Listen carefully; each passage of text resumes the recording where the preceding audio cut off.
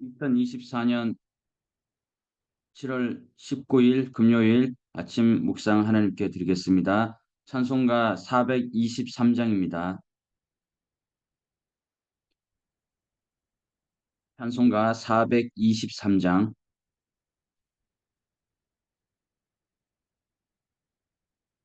무엇보다 도덕함은 죄로 물든 마음이 흰눈보다 더 희게 깨끗하게 씻겼네.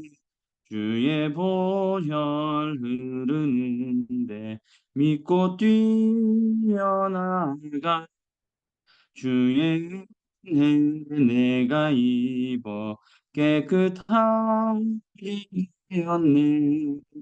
모든 의심 걱정과 두려움이 사라져 슬픈 叹息편하여 기쁜 찬송 되었네.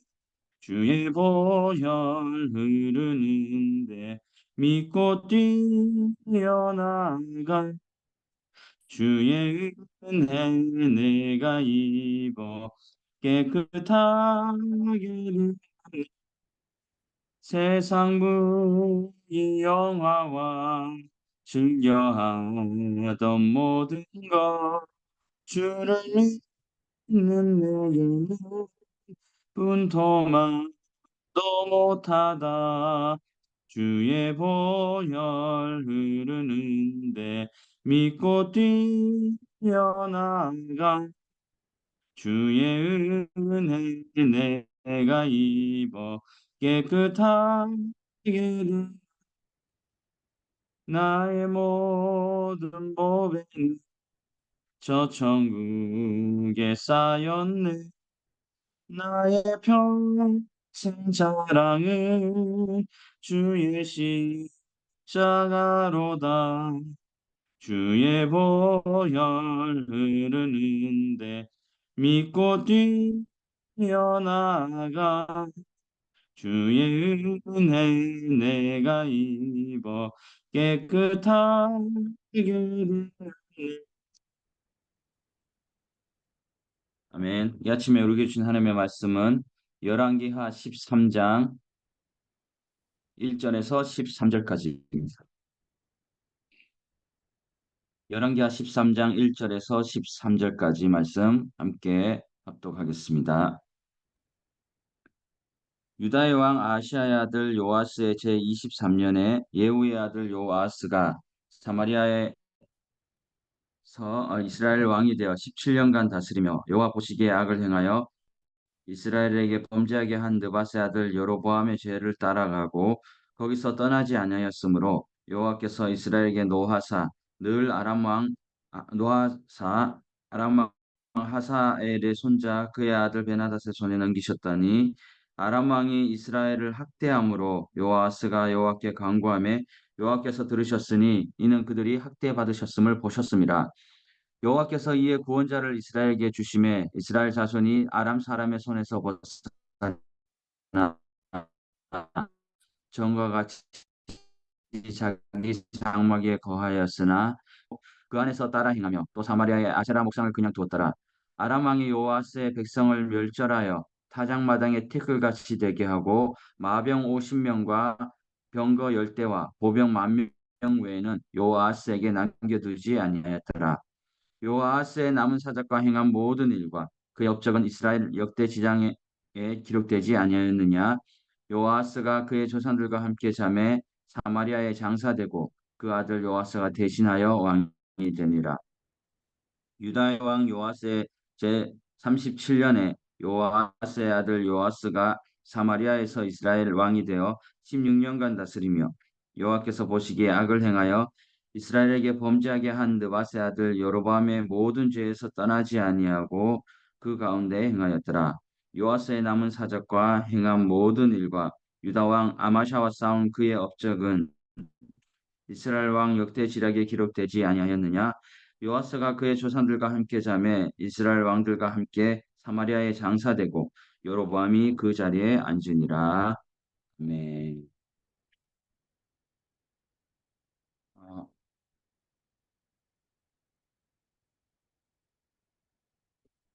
오늘 말씀은 이스라엘의 두 왕 요아스와 그의 아들 요아스의 이야기를 들려주고 있습니다. 성경이 그렇듯이 이들의 이야기는 단순한 역사적 기록을 넘어서 우리 각자의 삶과 어떻게 연결될 수 있는지에 대한 깊은 성찰의 여정으로 우리를 초대하고 있는 것 같습니다. 우리는 종종 삶 속에서 실패와 좌절을 경험하기도 하는데 때로는 그 실패들이 우리에게 어떠한 의미가 있는지 또 왜 하나님께서 우리를 그러한 상황에 두시는지 고민을 하는 경우가 있습니다. 요아스와 또 요아스의 이 이야기는 바로 이러한 질문에 대한 답을 찾는 과정을 보여주기도 합니다. 왜냐하면 이들의 삶이 우리에게 중요한 질문을 던져주기 때문입니다. 그렇다면 하나님은 왜 이렇게 두 왕, 신실하지 못한 자들에게까지도 계속해서 하나님의 은혜를 주시려고 하고 기회를 주시는 것일까? 이 물음에 답하기 위해서 먼저 우리는 요아스와 요아스의 삶을 관찰해야 합니다. 그들은 어떤 죄를 범했고 또 그들의 죄가 이스라엘 백성에게 어떤 영향을 미쳤는지를 이해하는 것이 중요합니다. 또한 하나님께서 이러한 죄 가운데서도 그들의 간구를 어떻게 들으시고 또한 응답하셨는지를 살펴보므로 어, 하나님의 은혜와 또 자비에 대한 깊은 이해 또한 얻을 수 있는 말씀이기도 합니다. 사대를 이어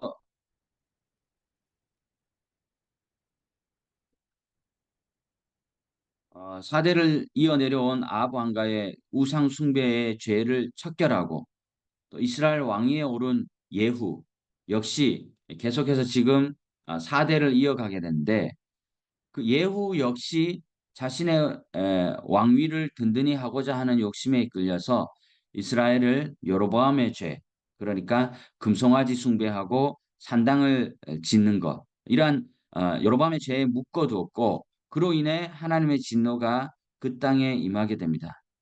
자기 백성 이스라엘을 향하신 하나님의 징계는 주변 국가인 이 아람 왕 하사엘을 통해서 나타나서 계속적인 침공으로 나라가 안정을 되찾지 못하고 또 국력이 쇠약해지고 또 아람의 속국이 되는, 그래서 이방 나라에 학대받는 백성들이 되었고 심지어는 이 나라의 국방의 자주권마저 빼앗겨서 아람이 시키는 대로 할 수밖에 없는 그런 굴욕을 당하고 맙니다. 그러니까 오므리 왕조를 무너뜨린 영웅 예후의 아들로서 북이스라엘의 11대 왕이었던 이 여호아하스는 무려 17년간이라는 결코 짧지 않은 기간을 왕위에 있었습니다. 그러나 그에 대해서 성경은 2절에서 말씀처럼 여호와 보시기에 악을 행했다는 이런 아주 부정적인 평가를 합니다. 그러한 여호아스를 징계하기 위해서 앞서 언급드렸던 하나님은 무서운 이방 민족인 아람을 보내시고 있습니다. 자, 3절에 의하면 분명히 하사엘과 베나다시 와서 쳤다라고 하지 않고 하나님께서 이스라엘을 그들의 손에 넘기셨다라고 하시면서 성경은 분명하게 하나님께서 이 모든 일을 주관하셨음을 알려주고 있습니다. 하사엘은 나름대로 뛰어난 리더십을 발휘해가지고 짧은 시간 내에 아람의 기반을 정말 재정비해가지고 당시 초대 강국으로 떠오르던 아수르에 대항을 했습니다. 아람의 하사엘과 베나다식에서 계속해서 지독한 공격을 받으면서도 군사력에서 한참 뒤지던 이스라엘은 그냥 큰 나라들이 하는 수싸움에 당할 수밖에 없는 도리가 되었습니다. 결국 견디다 못한 이스라엘 왕 요아스는 어떻게 합니까? 4절에 보면 요아스가 여호와께 기도했다고 합니다. 자, 우상 숭배에 빠져 있던 그런 기득권을 즐기고 있던 악한 왕인 그가 하나님께 기도를 다 하다니 정말 급하긴 급했던 모양입니다. 비록 악한 왕일지라도 하나님께 간구하기만 하면 하나님께서는 곧바로 응답하시는 분임을 보여주는 것 같습니다. 그래서 4절에 보면 이는 그들이 학대받음을 보셨습니다. 자, 하나님께서는 이스라엘의 그 출애굽 어, 고통당하는 이스라엘 히브리 민족들의 고통을 들었다고 했잖아요. 여기서는 또 보셨습니다. 이러한 의미로 볼 때 하나님께서 요아스의 기도를 들으신 것은 자신들의 백성을 징계하시되 완전히 멸망하도록 하기 위해서가 아니라 돌이켜 회개하기 위해서 징계하시는 하나님의 긍휼에서 비롯된 것임을 알 수 있습니다. 사람은 미우면 보기도 싫잖아. 말도 하기 싫고 봐도 못 본 척하고 인사하기도 싫은데 하나님은 그게 아니잖아요. 하나님은 더 조금이라도 아는 척 해주면 아는 척 해주는 그런 하나님이신 것 같습니다. 이것을 조금 다른 각도로 보면 아람의 이런 학대와 같은 공격이 없었다면 결코 이런 일은 일어나지 않았을 것이라고 우리는 생각해 볼 수 있습니다. 그러니까 하사엘이나 베나닥 같이 지독하고 또 악한 이방 왕들을 이스라엘의 바로 옆에 두신 데는 다 하나님의 뜻이 있었던 것입니다. 이처럼 막 다급한 일이 터지고 또 주변 사람들이 나를 공격하는 일이 벌어질 때 오히려 간절히 우리는 주님을 붙들게 됩니다. 악한 여호아스라도 회개하고 하나님을 찾으니까 용서해 주십니다.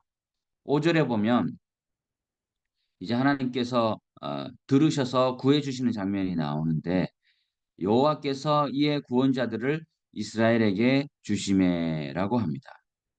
자, 그런데 보면 여기서 말한 구원자, 이 구원자는 뭐 너무 앞서가서 뭐 예수님이다 이렇게 말하기도 하는데 그거는 조금 앞서 나가는 것 같고 성경은 이 구원자에 대해서 지칭하지 않아요. 누구라고. 그런데 대부분의 이 학자들은 아수르라는 말을 합니다. 그러니까 이스라엘을 괴롭혔던 아람은 아수르가 침공을 해왔어요. 아람 위에 있는 게 아수르거든요. 그 아수르의 침공 앞에 맥을 못 추었고 그 덕에 요아스는 이제 숨통을 트이게 되었다는 것이에요. 그러나 이것은 장차 이스라엘과 유다의 운명에 큰 영향을 끼치게 될 새로운 강대국 아수르의 등장을 예견하는 사건이 되기도 했습니다. 바로 이 아수르가 수십 년 후에 이스라엘을 멸망시킬 줄을 누가 알았겠습니까? 어쨌든 이 순간만큼은 요아스의 기도에 대한 응답으로 하나님은 아수르의 손을 통해서 이스라엘을 아람의 압제로부터 구원해 주셨습니다. 그런데 조금 상황이 나아지니까 여호와스는 금방 본래의 악한 모습으로 되돌아갑니다. 6절에 보면 죄에서 떠나지 아니하고 아세라 목상을 그대로 두었더라고 합니다. 왕이 그러니까 백성들은 다시 타락해서 죄를 짓기 시작합니다.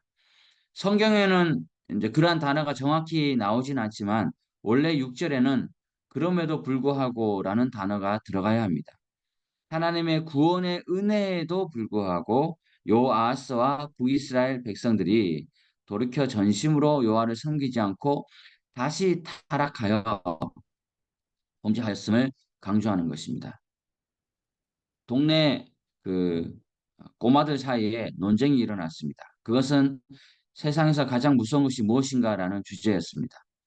아이들은 호랑이가 무섭다, 뭐 귀신이 무섭다, 화장실 가기가 무섭다, 뭐 산이 무섭다. 여러 다양한 답변들이 나왔습니다.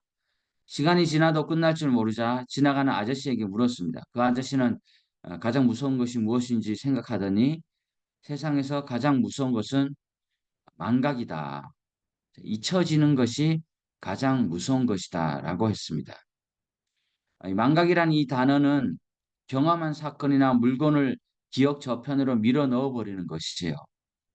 그래서 한편으로 정신과 의사는 인간에게 만약 망각하는 기능이 없다면 모두 정신병 환자가 될 것이다라고 합니다. 조금이라도 잊으니까 살아가지 다 기억하면 정신이 없을 수도 있잖아. 물론 망각의 순기능도 있겠지만 여러분 망각한다는 것은 슬픈 일이에요. 치매가 얼마나 무서운 병입니까? 부모가 자식을 못 알아봅니다. 죽을 때 마지막 인사도 못 해요. 나를 낳아주시고 키워주신 분의 마지막을 그 분이 채지 못한다는 게, 그러면서 죽는다는 게 얼마나 슬픕니까? 저는 그런 것을 많이 봤거든요. 요 아하스처럼 영적으로 둔감한 사람은 너무도 빨리 하나님의 은혜를 망각해 버립니다. 그러니 그가 그때는 간절히 기도했지만 정말로 자기 마음을 하나님께 돌이키고 회개한 것은 아니었다는 것을 알 수 있어요. 자비를 베풀어 주었는데 잊어버렸어요. 어떻게 잊을 수가 있어요? 은혜가 당연한 것이 되었습니다. 보셨겠지만 저는 절대 뭐 은사 목사님이나 서울숲교회를 잊을 수 없어요. 그 잊는다는 것은, 지금 상황에서 잊는다는 것은 어리석은 것이에요. 하나님의 은혜를 이렇게 함부로 잊어버리고 배신하는 사람에게는 혹독한 심판이 바로 찾아오게 됩니다. 진노하신 하나님은 이스라엘을 지켜주시던 보호의 손을 다시 거두셨고, 그러자 즉시 아람의 군대가 다시 무섭게 이스라엘을 침략해 옵니다. 실제로 보면 백성들을 멸절하여 사장마당의 태클같이 되게 하셨다고 묘사할 정도입니다. 한때 100만에 가까운 군사를 자랑하던 이스라엘이었는데 전멸되어서 겨우 마병 50명, 병거는 딱 10대, 보병이 100만 명에서 10,000명밖에 되지 않았습니다. 8절에 여호아스는 남은 사적과 행한 모든 일이 그의 업적은 이스라엘 역대 지략에 기록되지 아니하였느냐라고 합니다. 자, 왕들의 이러한 마지막 평가에 대한 부분 많죠. 일일이 기록되고 있습니다. 하나님을 전심으로 섬기지 않고 여로보암의 죄를 답습하는 점에서 예우할 수 있습니다. 우리는 여기서 하나님의 관점이 어디에 있는지를 눈여겨봐야 합니다. 예후가 얼마나 많은 일을 했습니까? 악 가문 자체를 성경에서도 몇 장에 걸쳐서 모조리 죽이고 죄 자체를 척결하는 수준으로 쓸어버렸습니다. 그러한 예후도 여로보암의 죄를 뿌리 뽑지 못했고 아들 여호아스마저도 같은 식으로 하여 죽음에 이릅니다. 이러한 것의 공통점을 보면 하나님의 관점은 군사적으로, 정치적으로, 업적 같은 것은 별 관심이 없어요. 하나님의 열왕기서에서 하나님의 유일하심은 우리가 얼마나 죄에서 돌이키는 삶을 살았느냐, 얼마나 순정하며 살았느냐라는 행동을 달아보시는 것입니다. 이제 9절에서 10절에 여호아스의 뒤를 이어서 북이스라엘 12대 왕으로 그의 아들 요아스가 왕이 됩니다. 장장 16년 동안에 다스립니다. 안타깝게도 북이스라엘 요아스도 자기 아버지 요아스처럼 처음부터 우상 숭배의 길을 간 것을 11절에서 고발하고 있습니다. 요아스가 죽고 나자 여로보암이 북이스라엘 왕이 되었다고 합니다. 그러니까 이게 첫 번째 여로보암 구분하기 위해서 여로보암 2세라고 하는데, 여로보암을 존경하니까 자기 아들에게 이름을 붙이는 것입니다. 오늘 본문에서 세 번이나 나오는 말씀이 여로보암의 죄에서 떠나지 못했다. 이것은 단지 요아스의 범죄 사실만으로도 읽고 들으면서 북이스라엘이 어떻게 해서 종족도 없이 사라졌는가를 설명해 주는 메시지입니다. 북이스라엘은 아버지에 이어서 아들에게 대가 이어져도 세대가 변해도, 심지어는 왕조가 바뀌는 과정 속에서도 여로보암의 죄악을 근절하지 못한 것입니다. 또한 12절에 보면 유다 왕 아마샤와 싸운 그의 업적은 이스라엘 왕 역대 지략에 기록되지 아니하였느냐라고 언급을 합니다. 이것을 언급한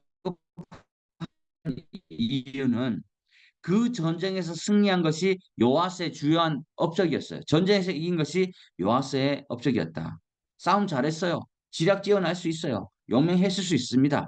하지만 이 사건을 구체적인 언급을 피하고 참고 문헌으로 그냥 이스라엘 역대 지략만을 제시하고 있습니다. 왜냐하면은 마찬가지입니다. 요아스의 군사적인 승리, 그것도 그간 유다 왕인 아마샤와 싸워서 이긴 사실은 하나님의 입장에서는 별로 중요하지 않습니다. 앞에서와 마찬가지로 하나님의 관심은 오히려 각 왕들이 하나님 앞에서 어떠한 신앙적 태도를 보였는가와 그 결과에 있는 것입니다. 우리도 마찬가지잖아요. 얼마를 가졌나? 어느 정도의 규모의 교회를 섬겼냐? 물어보잖아요. 교회 너들 교회인 몇 명이냐?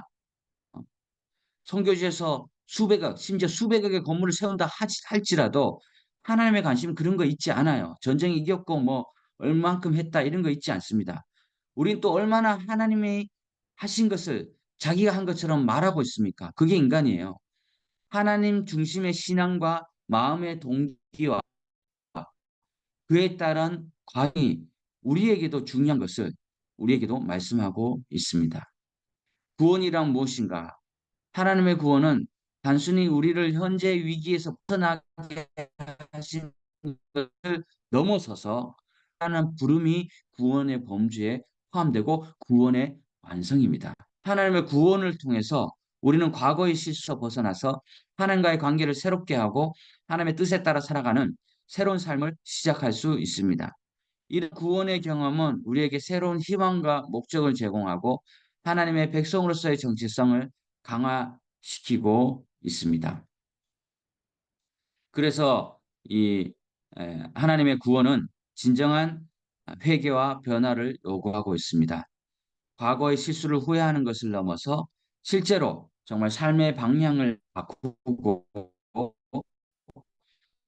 하나님의 뜻에 따라 살아가길 나아가며 새로운 삶을 결단하여서 오늘도 어, 우리에게 주신 은혜의 길을 하나님과 함께 걸어가며 또 그 은혜에게 합당하게 살아가는 우리 모두가 되기를 간절히 소망합니다. 이제 들은 말씀을 위하여 기도하겠습니다. 첫 번째로 어떠한 업적을 쌓는 것이 아니라 죄에서 얼마나 구별되고 또 돌이키는 삶을 살았는지가 중요합니다. 우리가 정결한 삶을 살 수 있도록 기도하겠습니다. 두 번째로 하나님의 은혜를 망각하지 않도록 기도하겠습니다. 마지막으로 하나님의 은혜를 누리고 또 그 은혜에 합당하게 살아가는 우리가 되도록 기도하겠습니다.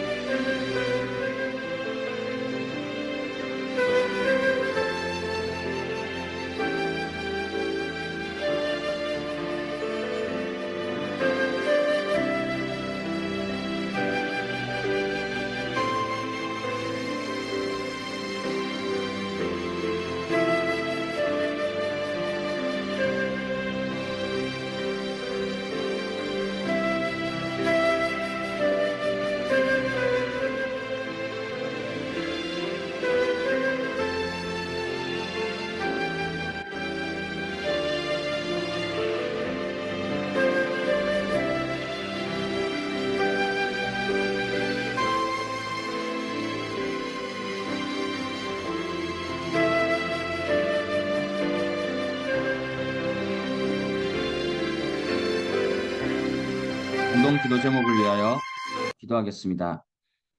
어, 건축 건축 대금을 잘 허락하여 주시고 이제는 예배처 등록과 교회 부지와 또 다목적 선교 센터 건립을 위해서 행정적인 절차와 또 재정이 또 많이 필요합니다.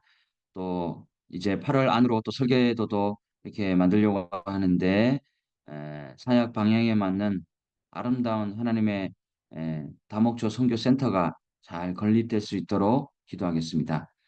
또한 CM 한인 장로교회에 속한 선교사님 또 성도님 가정의 건강과 평안을 위하여 기도하겠습니다. 특별히 우리가 또 후원을 받고 있는 후원교회 그리고 후원자들을 위하여서 건강과 안위를 위해 또 우리의 부모님과 또 훈련 그리고 세례를 통하여서 또 하나님의 주님의 제자들을 많이 세워나갈 수 있도록 기도하겠습니다. 그리고 지금 아시겠지만 한국에 큰 물 피해가 있습니다. 더 이상 인명 피해가 없고 또 속히 비가 그칠 수 있도록 기도하겠습니다. 지난 또 4박 6일 동안 서울교회 단기 선교를 우리가 누린 귀한 복된 시간이었는데 이제 7월 29일부터 8월 3일까지 인천 말씀 있는 교회에 또 단기 선교를 이제 준비하고 있습니다. 모두가 다시 한번 은혜를 받을 수 있도록 모든 준비 과정 가운데 함께 해달라고 기도하고 개인 기도 제목을 드리고 제가 마무리 기도하겠습니다.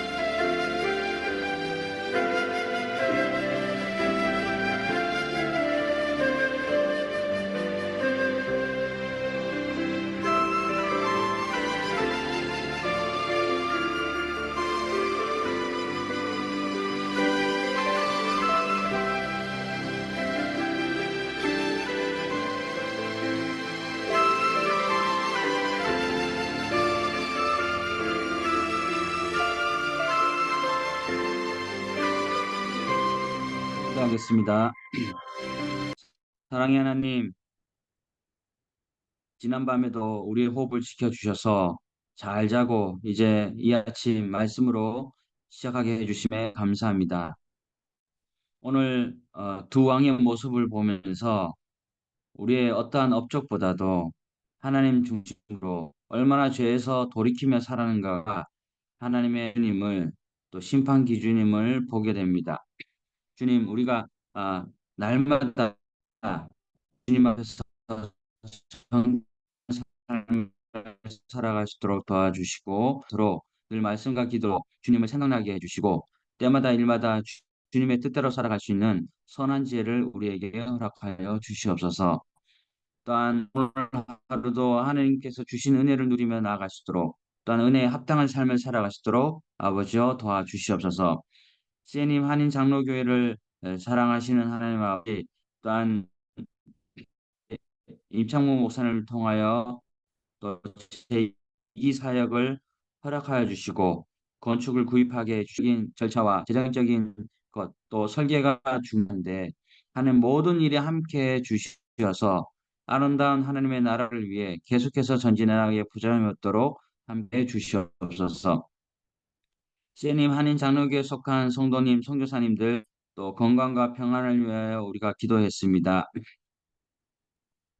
특별히 개인의 건강과 또 부모님들 또 자녀들의 건강을 허락하여 주시고 어, 건축 리모델링과 증축을 준비하고 있는 황인철 선교사님, 또 김경수 목사님, 또 토지 매입 잔금을 또 기도하고 있는 김열 목사님 가운데 다 함께 해 주셔서 이 또한 김강호 목사님, 또 김 목사님 모든 교회도 하나님께 닿게 세워가게 해 주시옵소서. 제자 훈련과 또 세례를 통하여서 진정한 하나님의 나라와 또 복음의 전파를 위해 애쓰는 데 부족함이 없도록 아버지 도와주시옵소서. 한국은 지금 큰 물피로 인해 고통을 받고 있습니다. 아버지 이제 더 이상 큰 비가 내리지 않고 속히 그치게 해주시고 또 인명 피해 없이 물도 모두 빠져나가서 하루속히 복구될 수 있도록 아버지 도와주시옵소서. 개인의 기도 제목을 하나님께 올려드렸습니다. 하나님 개인의 평안을 주셔서 하나님의 하루하루 또 하나님의 나라를 든든히 세워가기 보장이 없도록 아버지 도와주시옵소서. 오늘 하루도 주님께서 지켜주시고 함께 주실 줄 믿사오며 예수님의 이름으로 기도드립니다. 아멘. 하늘에 계신 우리 아버지, 아버지의 이름을 거룩하게 하시며 아버지의 나라가 오게 하시며 아버지의 뜻이 땅에서도 이루어지게 하소서. 오늘 우리에게 일용할 양식을 주시고 우리가 우리에게 잘못한 사람을 용서하여 준 것 같이 우리 죄를 용서하여 주시고 우리를 시험에 빠지지 않게 하시고 악에서 구하소서. 나라와 권능과 영광이 영원히 아버지의 것입니다. 아멘.